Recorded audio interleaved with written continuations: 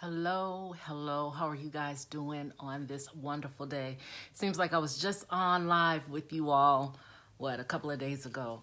And, there's a purpose, there's a plan, there's a process to what may seemingly be madness.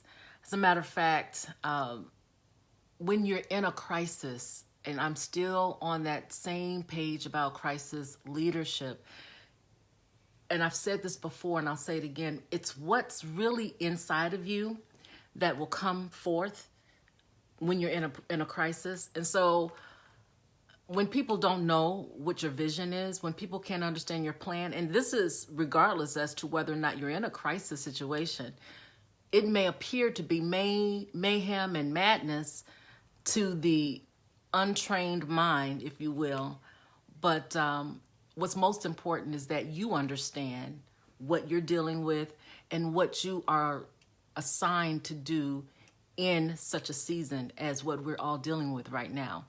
So in case you don't know, I'm Dr. E. Michelle Mickens. I'm playing with my lighting right now. I'm the CEO of Live for Change, and Live for Change is a global strategic leadership development consultancy.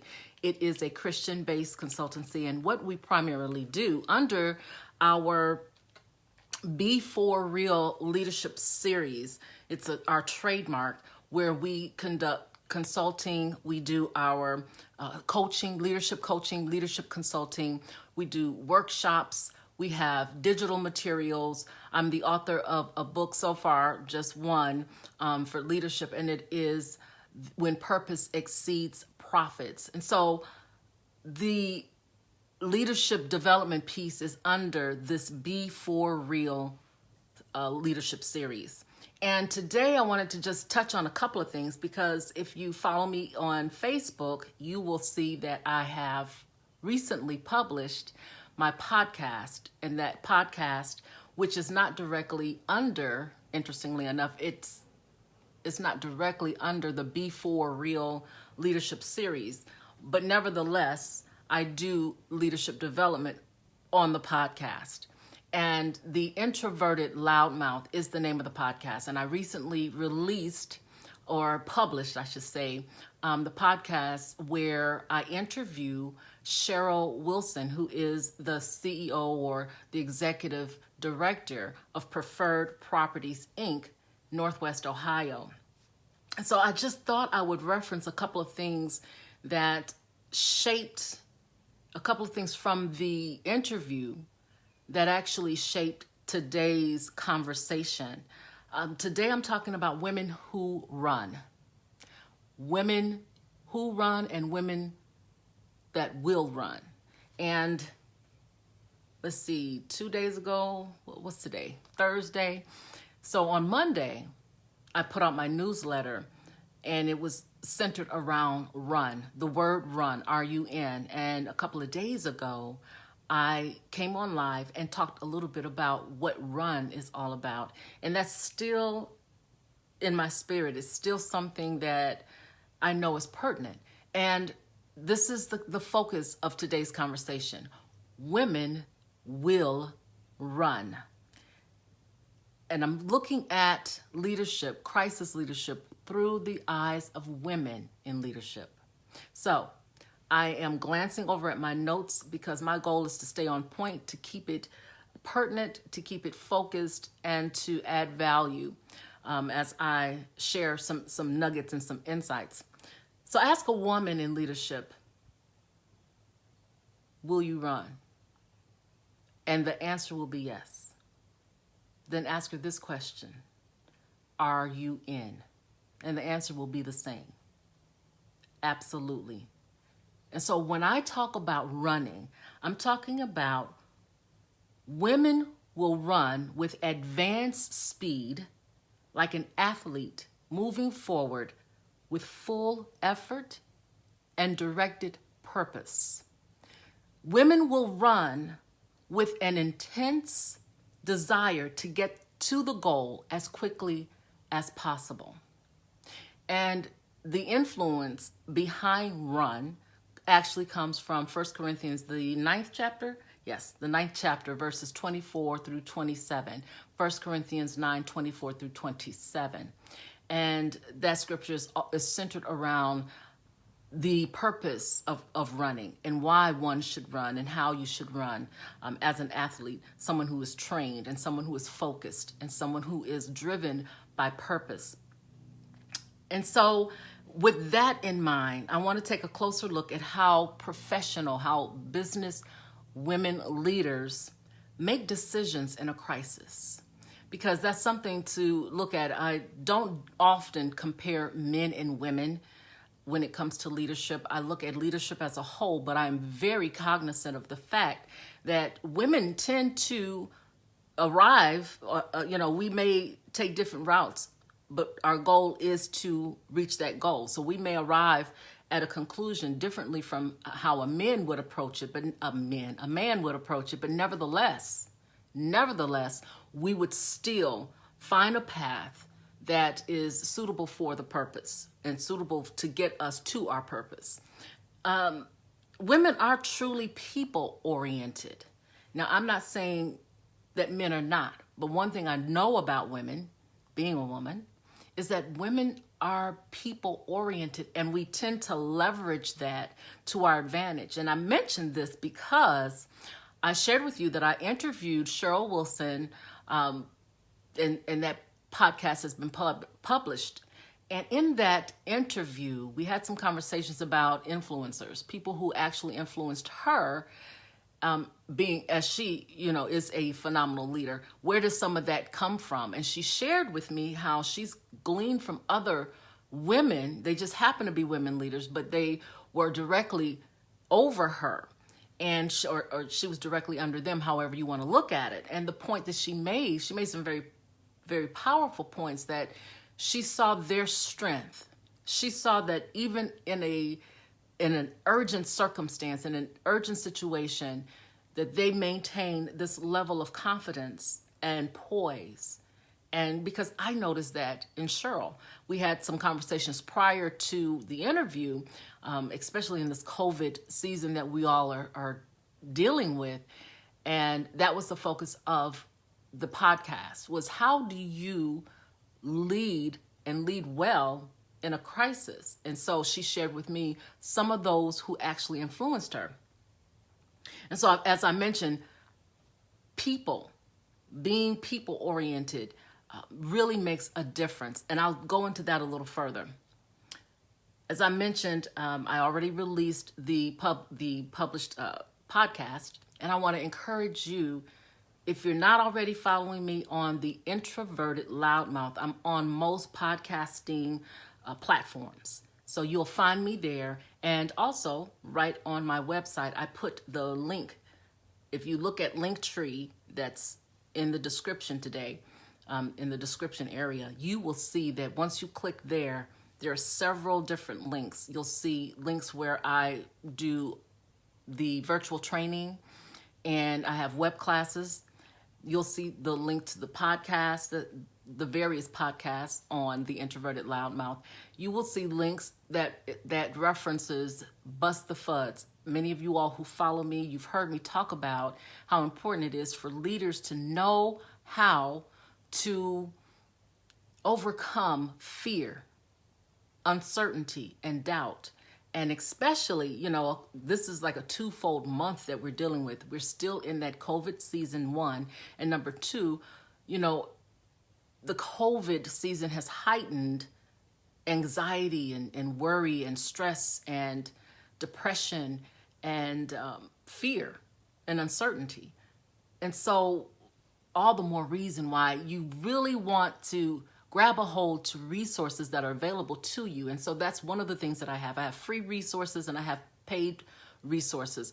That's definitely worth the investment, because the ultimate goal, as I mentioned before, is you want to run with agility and with strategy towards achieving your goal. And you don't want even a crisis to set you back. So those resources are available. I want to encourage you to click that link, and that will take you to the various options that are there for you.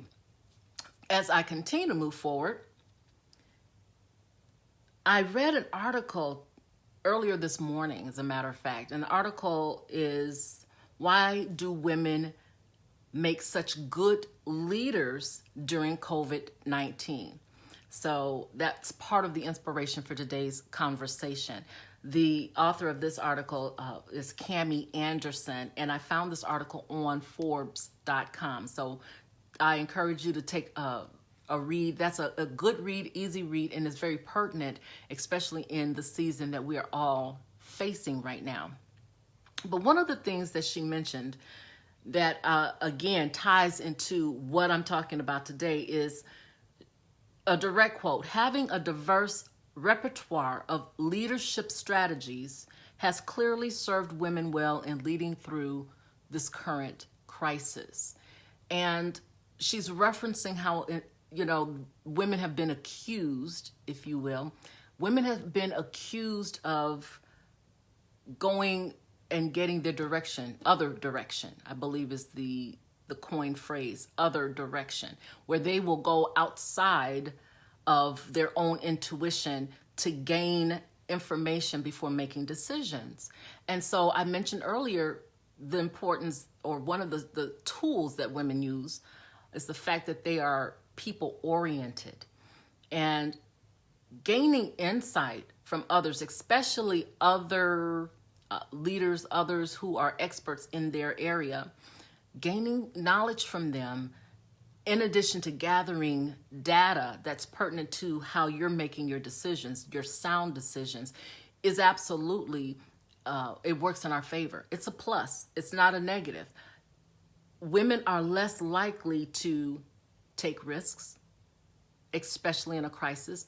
And in this article, what I liked a lot about this article is the fact that Cami Anderson referenced several countries that happen to be women-led countries, that in this crisis season, the moment that it was really announced that this thing is growing rampantly, this quiet but powerful enemy is running rampant, and it's going, from country to country, worldwide, is overtaking people, taking them out literally.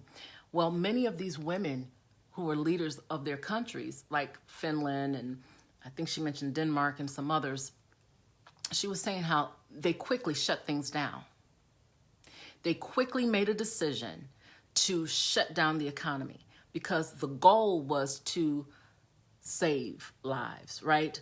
To protect the people.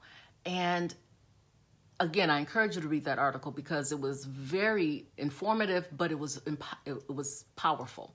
When I talked to Cheryl, one of the things that she shared with me was her main focus when this whole COVID situation hit. The main thing that came to mind was safety and protection of her people, her staff, the stakeholders, and those under her care, right? The residents. She has many homes, affordable homes that, have residents. And you have a responsibility to look out for their safety and their protection. That's the first thing that came to mind. Taking a risk was not something that made sense when you have too many unknown variables. So that's something that I wanted to point out.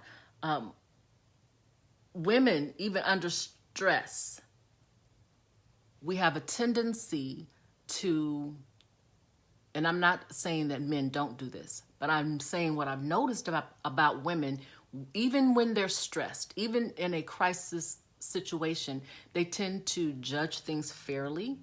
They tend to they think of being ethical at the forefront. So even though they're agile, even though they can be adaptable, they take the time to think through a process, to think about the consequences, and they're thinking about those things with those that they are responsible for in mind.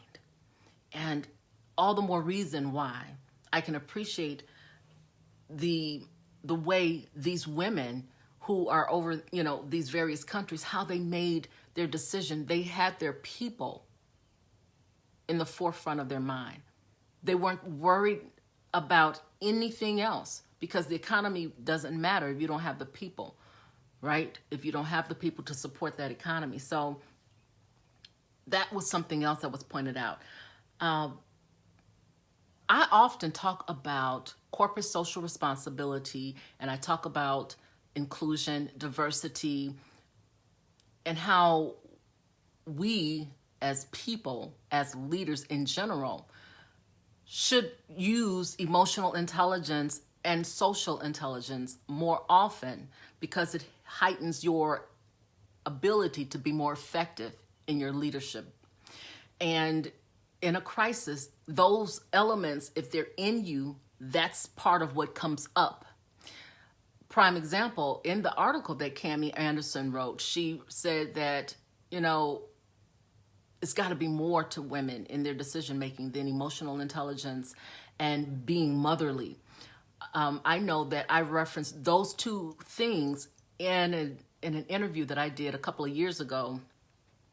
I did a couple of interviews that focused on corporate social responsibility and gender, and how women in leadership have the tendency to be very intuitive and motherly, in addition to their ability to function high functioning emotional intelligence. They use those elements in great measure.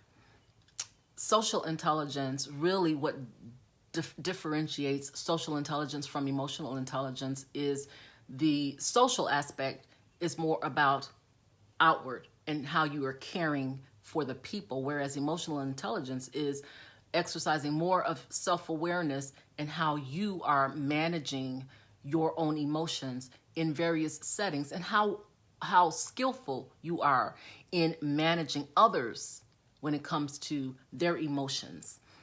In a time of crisis, you don't have time to be emotional, right? And women, contrary to what is perceived about women who have, we freely express what we feel, but we're not emotional beings as leaders when it comes down to making that tough and sound decision. And we're seeing patterns of that. There's plenty of statistics to support that. And in the article that I referenced before, you will see that there are statistics and studies that were done to support that. So in a time of crisis, you have something more important than yourself to focus on. This is not the time to be the best loved and the best friend of anyone. But even in the midst of all of that, women will allow engagement and will allow the input of someone else. That's also a component of social and emotional intelligence, definitely from the social aspect. You are not so overly confident that you feel like you don't need the input of anyone else. And when it comes to looking at men and women, men often do not seek input or even invite input from someone else, anyone else that may influence how they're making a decision. And that's what we're looking at. So I found that to be interesting, but I do know that that is absolutely true. I've seen that in my own self, where there were urgent circumstances that came about, and I had, one of my staff leaders, they just could not grasp the route that was necessary to take. And so I gave them the opportunity to share a different route, share a better route, and we can entertain that. But if you're not able to do that, this is what we need to do so that we can get to our next step, so that we can reach this next goal, this next process. Otherwise, things are going to derail quickly. So it's nothing wrong with inviting others, but that final decision, women know how to come through. And I know you know that, but I just wanted to emphasize that. Something else that I wanted to emphasize, I mentioned already that women take less risks. They do weigh the pros and the cons. They're looking at the consequences and the outcomes. Is it worth me deviating from what I know is the best decision that I can make in this circumstance? Is this the best decision that I can make in this circumstance, knowing how I've got people that are depending on me.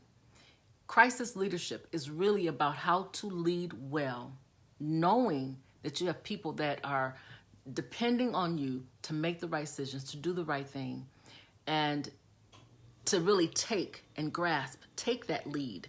It's not always the easiest thing to do, but it's the necessary thing to do. And women can step up to the plate and deliver. So in my conclusion, because again, I just wanted to highlight those nuggets, I want to encourage you on YouTube and on IGTV. I have a leadership series that I do that is under the Be For Real leadership. As a matter of fact, the name of it is Be For Real #Leaders Matter.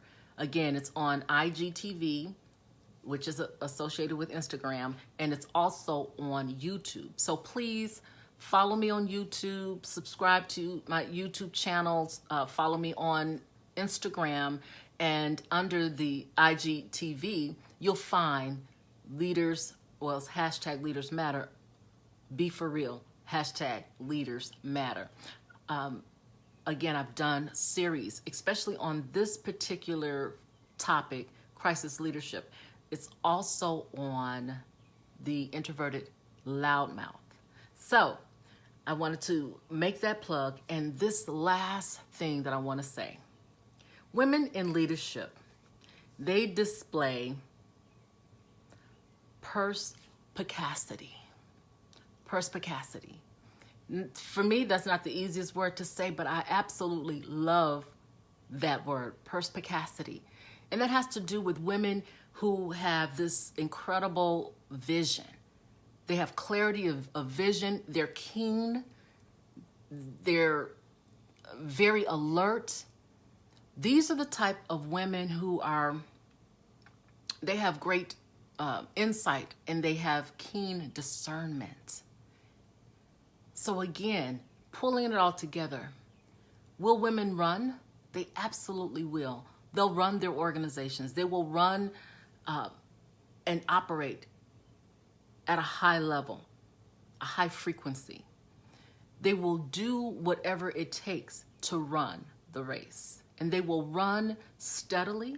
They will run focused. They will run directed.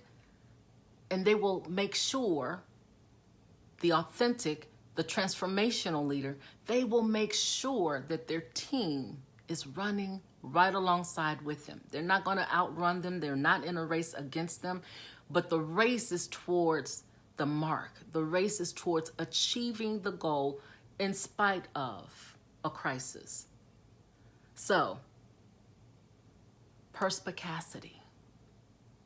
I know that that's there in you. Heightened discernment, keen awareness, and the ability to, with vision, move the organization forward. Please do not hesitate to send me a DM if you have a question, you have a concern, there's something that is pressing. Perhaps there's a topic that you would like for me to consider discussing on one of my podcasts or as part of the Be For Real #Leaders Matter series. However and whatever it is, I've mentioned this before, I provide consultations, I do leadership coaching, I do workshops on various topics such as diversity and inclusion and corporate social responsibility. Whatever it is that we need to talk about, I want to encourage you to reach out to me because I'm here for you. And until next time, I thank you for your time. I'm Dr. E. Michelle Mickens.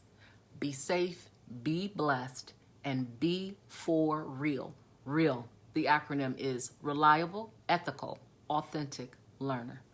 Take care. God bless you.